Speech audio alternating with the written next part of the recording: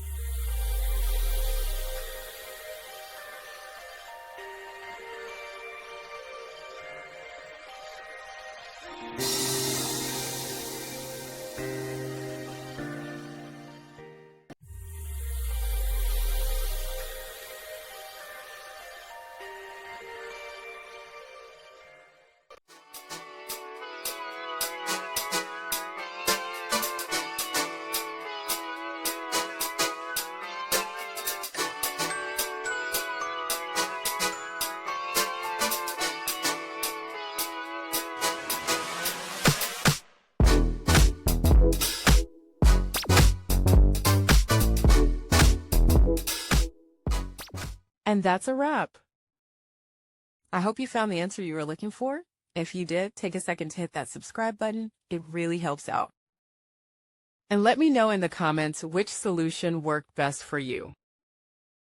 See you next time in the debug zone.